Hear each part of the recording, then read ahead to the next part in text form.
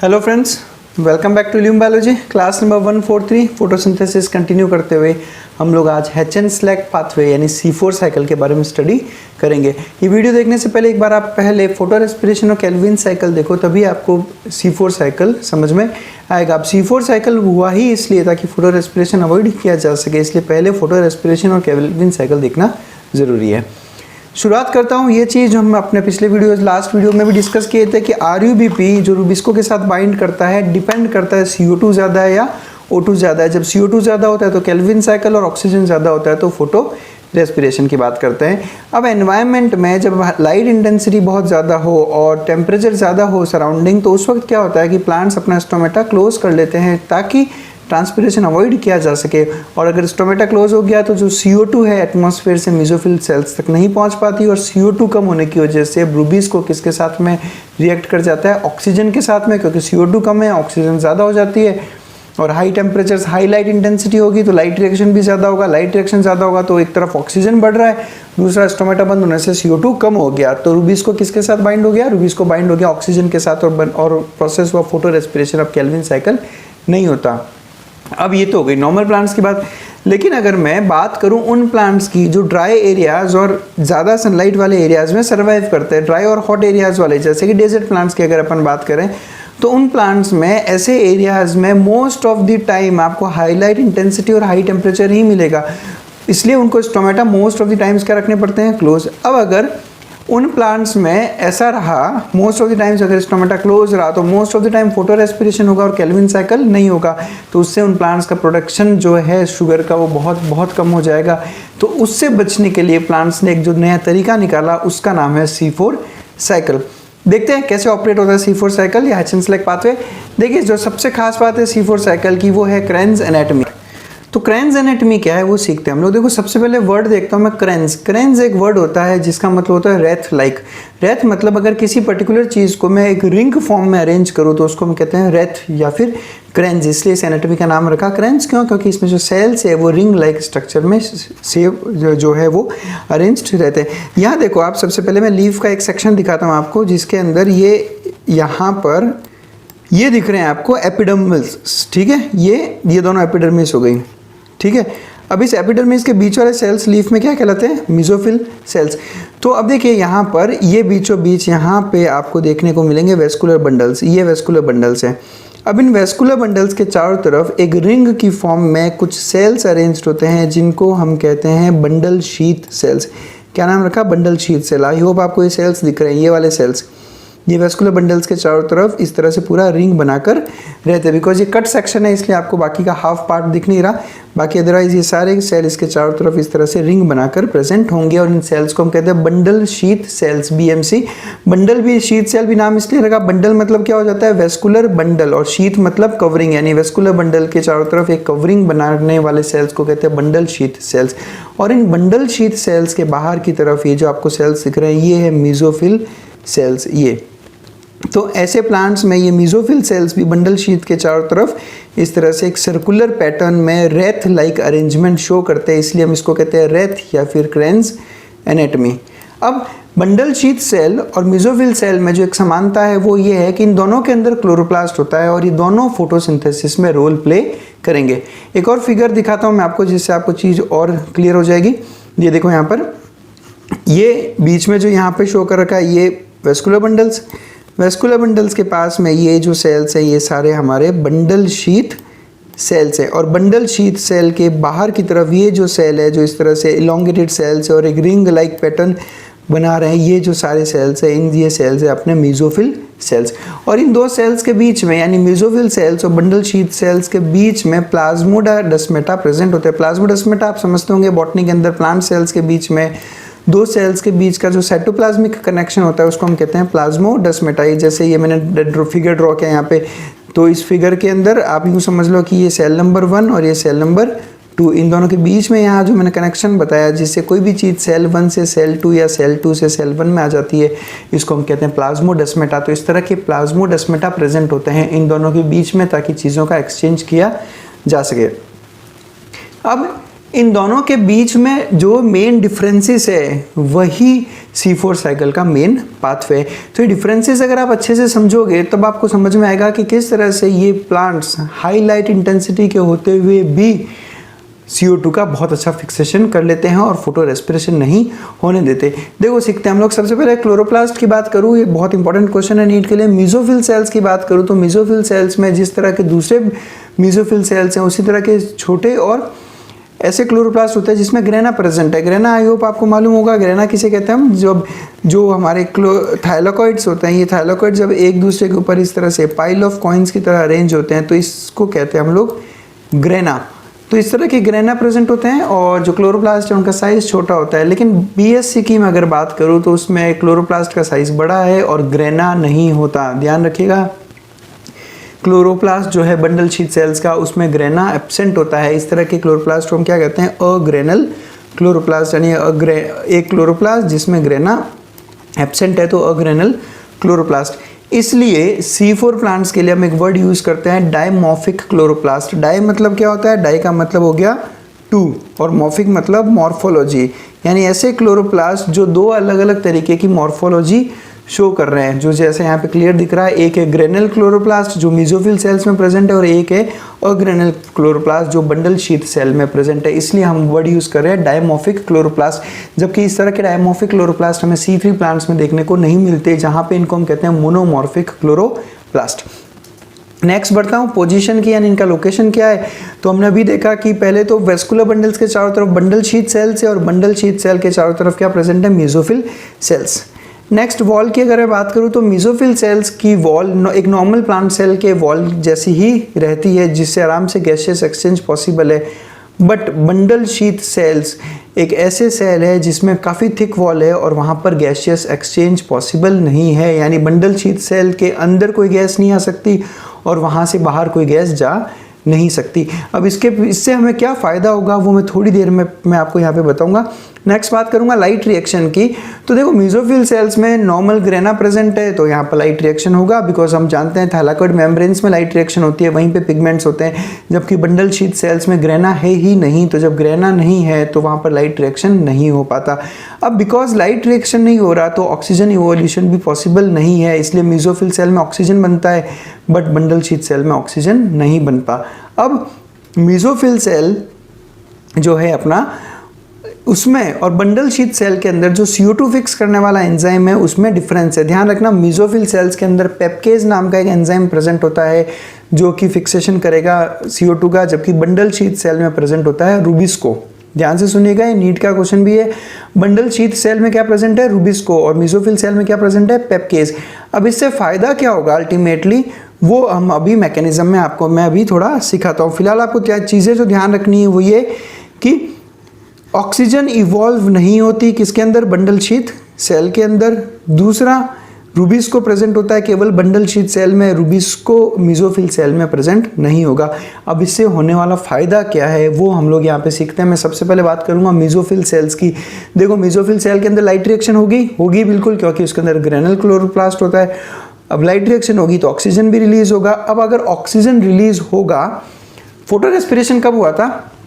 C3 plants का problem ये है कि जब ऑक्सीजन ज़्यादा होता है तो रूबिस्को उस ऑक्सीजन के साथ बाइंड होकर फोटो रेस्पिरेशन करता है। बट C4 प्लांट्स में हमने क्या किया कि C4 प्लांट्स में हमने लाइट रिएक्शन तो किस में करवा रहे हैं? मेसोफिल सेल्स में। और मेसोफिल सेल्स अगर आपको याद हो, हमने अभी देखा कि मेसोफिल सेल्स में रूबिस्को होता ही नहीं। अब जब रूबिस्को है ही नहीं तो वो ऑक्सीजन के साथ बाइंड ही नहीं होगा। ऑक्सीजन के साथ बाइंड नहीं होगा तो फोटो रेस्पिरेशन होने का कोई भी चांस पॉसिबल नहीं हो सकता। आई होप चीज़ क्लियर है। वापस बता रहा हूँ, मेसोफिल सेल्स में लाइट रिएक्शन होता है, ऑक्सीजन रिलीज होता है, बट रूबिस्को हमने कहाँ रखा हुआ है? बंडल शीथ सेल में। तो रूबिस्को और ऑक्सीजन का आपस में जब कोई कांटेक्ट ही नहीं है तब जो है अपना फोटो रेस्पिरेशन होने का कोई चांस नहीं है। इसलिए ये प्लांट्स ने अब एक चीज़ तो क्या कर दी, फोटो रेस्पिरेशन का खेल ही खत्म कर दिया, फोटो रेस्पिरेशन हो ही नहीं सकता। अब एक और स्पेशल मैकेनिज्म के थ्रू ये क्या कर रहे हैं कि CO2 जब मेसोफिल सेल में पहुंचेगी तो ये पेप्केज एंजाइम इसको फिक्स करता है और एक प्रोडक्ट बनाता है। वो प्रोडक्ट कौन सा है मैं थोड़ी देर में आपको यहाँ पे एक्सप्लेन करूंगा। एक कंपाउंड बना दिया, उस कंपाउंड में क्या प्रेजेंट है, CO2। क्यों? क्योंकि CO2 ही रिएक्ट करके वो कंपाउंड का फॉर्मेशन कर रही है, कार्बन डाइऑक्साइड उसके अंदर आ चुकी है। अब इस कंपाउंड को मेसोफिल सेल से कहाँ लेके आएंगे हम, बंडल शीथ सेल के अंदर। कैसे? क्योंकि दोनों के बीच में प्लाज्मोडेस्माटा प्रेजेंट है, तो आराम से आप उस कंपाउंड को मेसोफिल सेल से बंडल शीथ सेल में लेकर आ जाओगे। अब बंडल शीथ सेल में हमने क्या रखा है, रूबिस्को, ठीक है। अब बिकॉज बंडल शीथ सेल में अग्रेनल क्लोरोप्लास्ट है, तो वहां पे लाइट रिएक्शन हो ही नहीं सकती, लाइट रिएक्शन हो ही नहीं सकती तो ऑक्सीजन नहीं बनेगा, ऑक्सीजन नहीं बनेगा तो रूबिस्को उसके साथ रिएक्ट कर ही नहीं सकता। और प्लस हमने थोड़ी देर पहले देखा कि बंडल शीथ के जो सेल्स हैं उनकी जो वॉल है वो इम्परमिएबल होती है गैसेस के लिए, तो ऑक्सीजन भी मेसोफिल सेल से बंडल शीथ सेल में आ ही नहीं सकती, तो रूबिस्को उसके साथ बाइंड होने का कोई चांस है ही नहीं। उसके अलावा जो मैंने कंपाउंड थोड़ी देर पहले बनाया था मेसोफिल सेल में, उसको मैं कहाँ लेके आया हूँ, बंडल शीथ सेल के अंदर। तो बंडल शीथ सेल में लाने के बाद मैं उस कंपाउंड में से CO2 वापस निकालूंगा, और जब CO2 वापस निकालूंगा तो धीरे धीरे इस मैकेनिज्म की वजह से बंडल शीथ सेल में CO2 का लेवल बढ़ता गया। ऑक्सीजन ना तो बनने दी और ना ही ऑक्सीजन को यहाँ पे ट्रांसपोर्ट होने दिया, और उसके अलावा इस सेल में हम लोग लगातार CO2 का कॉन्सेंट्रेशन बढ़ा रहे हैं। इस मैकेनिज्म को हम कहते हैं CO2 कॉन्सेंट्रेशन मैकेनिज्म, यानी एक ऐसा मैकेनिज्म जिसके थ्रू हम CO2 को कॉन्सेंट्रेट कर रहे हैं बंडल शीथ सेल के अंदर। अब रूबिस्को के पास केवल एक ही चांस बचा, और वो ये कि रूबिस्को रिएक्ट करेगा कार्बन डाइऑक्साइड के साथ में और करेगा केल्विन साइकिल। मैंने अपने पहले ही वीडियो में जब हमने डिस्कस किया था उस वक्त क्लियर कर दिया था कि केल्विन साइकिल यूनिवर्सल साइकिल है, वो चाहे C3 प्लांट्स हो, C4 प्लांट्स हो या कैम प्लांट्स हो, सब में केल्विन साइकिल तो होगा ही होगा। तो C4 प्लांट्स में भी बेसिकली केल्विन साइकिल ही होता है, बट केल्विन साइकिल होता किस सेल में है, बंडल शीथ सेल में, मेसोफिल सेल में केल्विन साइकिल नहीं होता। दूसरी ओर रूबिस्को को ऑक्सीजन तो कहीं से मिल ही नहीं रही, तो जब ऑक्सीजन मिल ही नहीं रही तो फोटो रेस्पिरेशन यहाँ पर नहीं हो सकता। तो this is how C4 plants avoid photo respiration. अब बिकॉज फोटो रेस्पिरेशन बिल्कुल ही वेस्ट प्रोसेस है, तो जो C4 प्लांट्स का जो एक वेस्टफुल प्रोसेस है उनको अवॉइड करके C4 प्लांट्स अपना प्रोडक्टिविटी इंक्रीज कर ले। नेक्स्ट चलता हूँ, आपके सामने दो सेल्स और दो सेल्स के बीच में मैंने प्लाज्मोडेस्माटा कनेक्शन शो कर रखे हैं आपको। यहाँ पे ये दिख रहा होगा आपको, ये देखो, ये तो हो गया बंडल शीथ सेल और ये हो गया मेसोफिल सेल, और इन दोनों के बीच के में जो सेल्स में कनेक्शन है वो है प्लाज्मोडेस्माटा। शुरुआत कर रहा हूँ, देखो सबसे पहले तो जो सबस्ट्रेट है उसका नाम है PEP यानी फॉस्फोइनॉल पायरुवेट। थोड़ा सा अगर आप दिमाग को इधर उधर चले आओ, फोटोसिंथेसिस से बाहर लेके जाओ, तो आपको याद होगा आपने फॉस्फोइनॉल पायरुविक एसिड कहाँ पढ़ी है, आपने पढ़ी है ग्लाइकोलाइसिस के अंदर जो 9th प्रोडक्ट बनता है, जो मतलब यूँ मान लो जो सबसे लास्ट स्टेप है उससे जस्ट पहले, तो वो PEP या फॉस्फोइनॉल पायरुवेट ही रहता है। और अगर आपको याद हो तो फॉस्फोइनॉल पायरुवेट जो है उसके अंदर 3 कार्बन होते हैं। अब यहाँ पर जो एंजाइम है जो CO2 फिक्स करेगा उसका नाम क्या है, पेप्केज। पेप्केज क्यों बोला, because it is phosphoenol pyruvate carboxylase. क्या नाम है, PEP is phosphoenol pyruvate, C is carboxy और फिर ASE एंजाइम को डिनोट करता है, तो दिस इज पेप्केज। अब देखो रूबिस्को के नाम में मैंने सबसे लास्ट में ऑक्सीजनेज भी लगाया था क्योंकि वो ऑक्सीजनेशन करता है, बट पेप्केज में हमने ऑक्सीजनेज नहीं लगाया, मतलब पेप्केज कभी भी ऑक्सीजन के साथ में रिएक्शन नहीं करेगा। आई होप पॉइंट क्लियर है। अब पेप फॉस्फोइनॉल पायरुवेट पेप्केज एंजाइम की हेल्प से जो सबसे पहला प्रोडक्ट बनाएगा उसमें कितने कार्बन होंगे, उसमें डेफिनेटली कितने कार्बन होंगे, 4 कार्बन होंगे, इसीलिए हम इस साइकिल को क्या कहते हैं, C4 साइकिल। और उस कंपाउंड का नाम है ऑक्जेलो एसिटिक एसिड जिसमें का 4 कार्बन है। अब यहाँ पर आपको पता ही होगा, इधर पेप में थे 3 कार्बन, ऑक्जेलो एसिटिक एसिड में हो गए 4 कार्बन, तो एक एक्स्ट्रा कार्बन कहाँ से आया, तो एक एक्स्ट्रा कार्बन आया। जो सबसे पहला जो रिएक्शन ही कार्बोक्सिलेशन रिएक्शन होता है, CO2 ही तो रिएक्ट करा था फॉस्फोइनॉल पायरुवेट के साथ, तो यहाँ से CO2 का एक कार्बन और फॉस्फोइनॉल पायरुवेट के 3 कार्बन मिलके ऑक्जेलो एसिटिक एसिड के 4 कार्बन बनाते हैं। अब नेक्स्ट स्टेप में हमने थोड़ी देर पहले देखा था कि जो पेप्केज है उसकी हेल्प से एक प्रोडक्ट बनता है जिसमें CO2 फिक्स हो जाता है, तो ऑक्जेलो एसिटिक एसिड, अभी ऑक्जेलो एसिटिक एसिड कन्वर्ट हो जाता है मैलिक एसिड में, और ये मैलिक एसिड अब इसमें भी 4 कार्बन होंगे, और ये मैलिक एसिड का जो स्टेप है इस फॉर्मेशन में आपको चाहिए होगा एक NADPH मॉलिक्यूल। तो NADPH मॉलिक्यूल यूज़ करके हम लोग एनर्जी कंज्यूम करके मैलिक एसिड का फॉर्मेशन करेंगे। अब ये मैलिक एसिड प्लाज्मोडेस्माटा की हेल्प से कहाँ पे आ जाएगी, बंडल शीथ सेल के अंदर, और सारा गेम यहाँ पे खेलेंगे हम लोग। कैसे, यहाँ पे हमें CO2 का कॉन्सेंट्रेशन बढ़ाना है, इसलिए मैं करूंगा मैलिक एसिड का decarboxylation. What is decarboxylation? Decarboxylation means removal of CO2। तो जो मैलिक एसिड है उसमें से CO2 निकल जाएगी और जो कंपाउंड बना उसका नाम है पायरुविक एसिड। अब बिकॉज मैलिक एसिड में 4 कार्बन है, एक CO2 निकल चुका है, तो पायरुविक एसिड में कितने कार्बन होंगे? 3 कार्बन। पायरुविक एसिड भी अगर आपको याद हो तो ग्लाइकोलाइसिस का जो सबसे लास्ट प्रोडक्ट है वो पायरुविक एसिड ही रहता है। तो बस चीज़ें वही है, काफ़ी कॉमन चीज़ें हैं, तो आप ध्यान रखिए। अब मैलिक एसिड जैसे ही पायरुविक एसिड बना, हमने देखा कि CO2 का फॉर्मेशन हुआ। अब बंडल शीथ सेल में धीरे धीरे CO2 बढ़ने लगेगा, और बिकॉज यहाँ पे रुबिस्को प्रेजेंट है और रुबिस्को को केवल CO2 मिल रहा है, ऑक्सीजन नहीं मिल रहा, तो रुबिस्को केवल और केवल एक ही स्टेप करता है और वो है केल्विन साइकिल। फोटो रेस्पिरेशन वो नहीं करेगा। उसके बाद में हम इस पायरुविक एसिड को वापस प्लाज्मोडेस्माटा की हेल्प से लेके जाएंगे मेसोफिल सेल में, और मेसोफिल सेल में पायरुविक एसिड से हम बनाएंगे phosphoenol pyruvic acid, PEP pyruvate. अब आपको पता होगा कि किसी भी एसिड के लिए हम लोग जो डायरेक्ट वर्ड यूज़ कर सकते हैं वो होता है पायरु, मतलब एट लगा सकते हैं। जैसे एसिटिक एसिड को एसिटेट कह सकते हो आप, वैसे ही पायरुविक एसिड को पायरुवेट भी बोल सकते हैं। तो पायरुविक एसिड से बनेगा फॉस्फोइनॉल पायरुविक एसिड। यानी पायरुविक एसिड में आपने बेसिकली क्या कर दिया, एक फॉस्फेट ऐड कर दिया, और फॉस्फेट ऐड करने के लिए आपको क्या चाहिए होगा? ATP। यानी ATP से जब ADP बनेगा तब एक इनऑर्गेनिक फॉस्फेट रिलीज होता है, और ये फॉस्फेट पायरुविक एसिड के साथ बाइंड होकर क्या बना देगा? फॉस्फोइनॉल पायरुवेट, जिससे PEP का रीजनरेशन हो गया। तो ज़्यादा कुछ मुझे नहीं लगता कोई कंबरसम रिएक्शन या ऐसी रिएक्शन है जो आपको याद नहीं होगी। है ही कितने products? Phosphoenol pyruvate, oxaloacetic acid, malic acid, pyruvic acid, और फिर वापस फॉस्फोइनॉल पायरुवेट। तो आई होप आपको चीज़ क्लियर है। अब ये सिग्निफिकेंस क्या है इस साइकिल का, इंपॉर्टेंस क्या है वो देखो हमने क्या बात की कि उन प्लांट्स की बात की जो ड्राई एरियाज में सर्वाइव करते हैं, जहाँ पे टेम्परेचर ज़्यादा है और लाइट इंटेंसिटी बहुत ज़्यादा, जिसकी वजह से इन प्लांट्स को most of the time stomata क्या करने पड़ते हैं? क्लोज करने पड़ते हैं, ताकि ट्रांसपीरेशन को अवॉइड किया जा सके।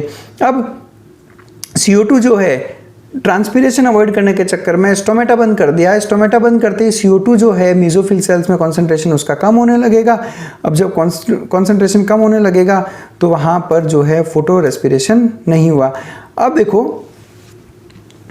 हमने क्या किया, बंडल शीथ सेल में CO2 बढ़ा दिया, जिससे वहाँ पर क्या हो गई? Calvin cycle. मेसोफिल सेल के अंदर जो है हमने मैलिक एसिड बनाया, उसको बाद में वहाँ पे ट्रांसफ़र किया। अब जब फोटो रेस्पिरेशन नहीं हो रहा है वहाँ पर, तो फोटो रेस्पिरेशन की जगह पर क्या हो रहा है? Calvin cycle. और केल्विन साइकिल होने की वजह से जो एफिशिएंसी है शुगर फॉर्मेशन की C4 प्लांट्स में वो ज़्यादा हो गई, और साथ साथ में फ़ायदा क्या हो गया? वाटर कंजर्वेशन का। एक तरीका ये भी हो सकता था सीधा सीधा कि स्टोमेटा ही ओपन कर दो, स्टोमेटा ओपन कर दो तो CO2 अंदर आ जाएगी, CO2 अंदर आ जाएगी तो रुबिस्को ऑक्सीजन की जगह CO2 के साथ बाइंड हो जाएगा। बट मजबूरी है, स्टोमेटा नहीं ओपन कर सकते। तो C4 प्लांट्स के इस मैकेनिज्म की हेल्प से C4 प्लांट्स ने 2 काम एक साथ कर लिए। एक तो ट्रांसपीरेशन भी अवॉइड कर लिया, यानी वाटर कंजर्वेशन भी हो गया, और उसके साथ साथ में उन्होंने अपना जो शुगर फॉर्मेशन का एफिशिएंसी है वो भी साथ में इंक्रीज कर लिया। तो ये C4 साइकिल का सिग्निफिकेंस होता है। अब यही रीज़न है कि C4 प्लांट्स बहुत अच्छे से अडेप्ट कर चुके हैं हाई टेम्परेचर और हाई लाइट इंटेंसिटी में। C4 प्लांट्स की मैं बात करूं नेक्स्ट, तो फटाफट एक बार देख लेते हैं। देखो चाहे C4 प्लांट्स हो, C3 प्लांट्स हो, मेन CO2 फिक्सेशन पाथवे हमेशा कौन सा रहेगा? Calvin cycle. और C4 प्लांट्स हमने देख लिया कहाँ कौन से एरियाज में मिलेंगे आपको, हॉट और ड्राई एरियाज में। जो बेसिकली अगर हम अर्थ की बात करें, इस प्लेनेट की बात करें, तो ये ट्रॉपिकल और सब ट्रॉपिकल एरियाज है जो हॉट और ड्राई रहते हैं। ट्रॉपिकल और सब ट्रॉपिकल एरियाज हम किसको कहते हैं? आप इस मैप में क्लियर देख सकते हो कि ये जो बेल्ट है बीच वाला, दिस इज ट्रॉपिकल बेल्ट, और ये है सब ट्रॉपिकल बेल्ट। तो ये जो बेल्ट है इसमें आपको बेसिकली जो क्लाइमेट मिलता है वो मिलता है हॉट एंड ड्राई, इसलिए यहाँ पर C4 प्लांट्स एडेप्ट हो रखे हैं। सबसे ज़्यादा सवाल जो बच्चे करते हैं कि ये इसमें सर मोनोकॉट्स आते हैं या डाइकॉट्स आते हैं, तो ऐसा कुछ है ही नहीं, ये क्लासिफिकेशन उस बेस पे नहीं है, समझ रहे हो? तो मोनोकॉट्स और डाइकॉट्स दोनों के अंदर ही C4 प्लांट्स हैं। और जो सबसे ज़्यादा एग्जाम्पल्स पूछे जाते हैं नीट एग्जाम में वो है शुगरकेन, मेज, सोरगम और एमरेंट। अगर आप अपने को रिलेट करना चाहो इनके साथ में, तो शुगरकेन आपने देखा होगा गन्ना, मेज मक्का को बोलते हैं, सोरगम बोलते हैं ज्वार को, और एमरंथ भी आपने सुना होगा राजगीरा। तो राजगीरे का जो आटा आता है बेसिकली ये सब ग्रेन्स हैं, राजगीरा और ज्वार। तो ये उसमें आपने जो हिंदी नेम्स सुने होंगे इनके, तो ये सारे के सारे C4 प्लांट्स हैं।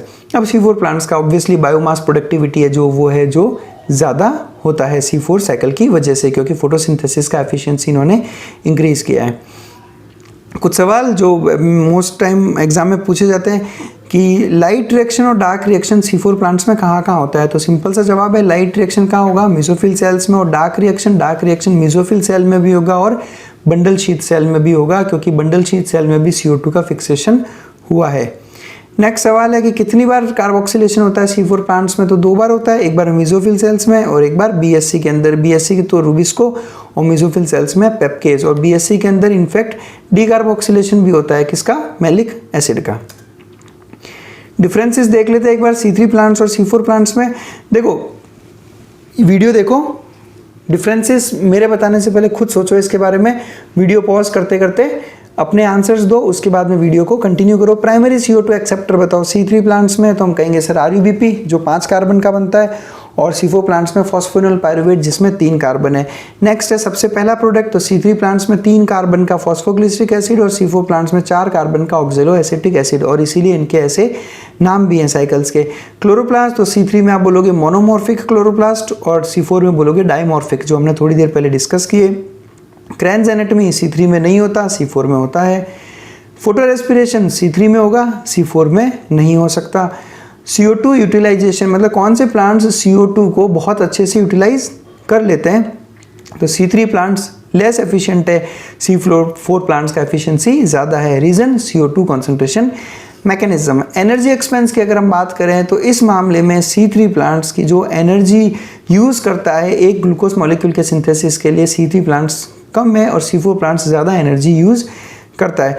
तो 18 ATP और 12 NADPH C3 में है, और उसके से ज़्यादा C4 प्लांट्स 30 ATP और 12 NADPH। अब चाहे एनर्जी एक्सपेंस ज़्यादा हो C4 प्लांट्स में, फिर भी एफिशिएंसी ज़्यादा है, बिकॉज फोटो रेस्पिरेशन नाम का एक वेस्ट प्रोसेस जिसमें अननेसेसरी एनर्जी यूज़ होती थी, वो प्रोसेस यहाँ पर नहीं होता।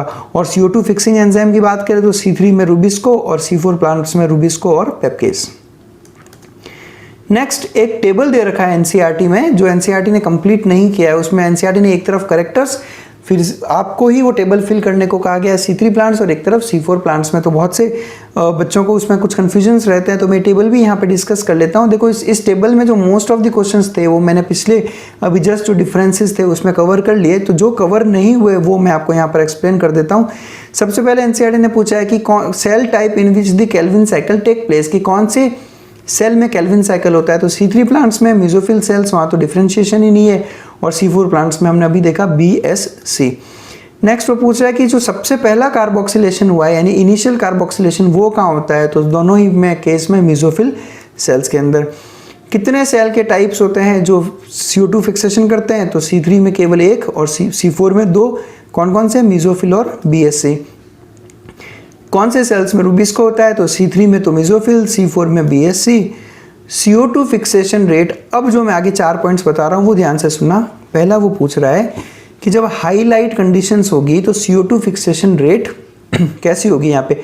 अब बिकॉज हाईलाइट कंडीशन है, तो हाई लाइट्स कंडीशन में C3 प्लांट्स में हम जानते हैं कि वहाँ पे क्या हो जाएगा, फोटो रेस्पिरेशन, क्योंकि हमने पढ़ा है कि जब हाई लाइट होगी तो वहाँ पर स्टोमेटा बंद हो जाता है, स्टोमेटा बंद होगा तो CO2 कम होगा, ऑक्सीजन ज़्यादा हो रहा है हाईलाइट में क्योंकि लाइट रिएक्शन ज़्यादा हो रहा है, तो वहाँ पे फोटो रेस्पिरेशन ज़्यादा हो रहा है और केल्विन साइकिल कम हो रहा है, जिसकी वजह से जो CO2 फिक्सेशन रेट है वो मीडियम हो गई। लेकिन C4 प्लांट्स को फ़र्क नहीं पड़ रहा, तो उसके केस में तो हाई रेट रहता है CO2 फिक्सेशन का।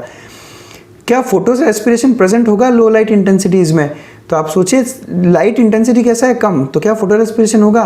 तो C3 प्लांट्स में फोटो रेस्पिरेशन तभी होता है जब लाइट इंटेंसिटी ज़्यादा हो, तो मैं कहूँगा नहीं, लो लाइट इंटेंसिटी पे तो C3 प्लांट्स में नेग्लिजिबल फोटो रेस्पिरेशन है, C4 प्लांट्स में तो वैसे भी नेग्लिजिबल ही रहता है। अब आप सोच रहे होंगे कि सर C4 प्लांट्स में नेग्लिजिबल की जगह तो आपको लिखना चाहिए था एब्सेंट, बट एब्सेंट इसलिए नहीं लिखा क्योंकि आपके NCERT ने 3 ही ऑप्शन दिए थे, नेग्लिजिबल, हाई या मीडियम, तो उन 3 में से जो बेस्ट आंसर था वो था नेग्लिजिबल। नेक्स्ट है कि क्या हाईलाइट इंटेंसिटी पे फोटो रेस्पिरेशन होगा, तो बिल्कुल C3 प्लांट्स में हाईलाइट इंटेंसिटी होगी तो फोटो रेस्पिरेशन हाई होता है, जबकि C4 प्लांट्स में तो उस वक्त भी नेग्लिजिबल है। यानी बेसिकली C4 प्लांट्स का फोटो रेस्पिरेशन से अब कोई लेना देना नहीं रहा। क्या फोटो रेस्पिरेशन प्रेजेंट होगा लो CO2 कॉन्सेंट्रेशन पे, यानी जब वो कह रहा है CO2 कॉन्सेंट्रेशन कम है तो क्या फोटो रेस्पिरेशन होगा, तो C3 प्लांट्स में हम कहेंगे बिल्कुल हाई चांसेस है, क्योंकि CO2 कम होगा तो रुबिस्को O2 के साथ में बाइंड होगा, और C4 प्लांट्स में तो अगेन नहीं, नेग्लिजिबल, पॉसिबिलिटी नहीं है। और लास्ट पॉइंट वो कह रहा है कि क्या फोटो रेस्पिरेशन प्रेजेंट होगा हाई CO2 कॉन्सेंट्रेशन पे। तो C3 में बोलेंगे कि अगर हाई CO2 है तो फोटो रेस्पिरेशन नहीं हो सकता, नेग्लिजिबल, और C4 में तो वैसे भी नेग्लिजिबल। तो आई होप कि आपको सब चीज़ें क्लियर है। Thank you very much for watching us. अच्छे से पढ़ाई करो, कंसेप्ट पे फोकस करते रहो। That's it for today. Thank you.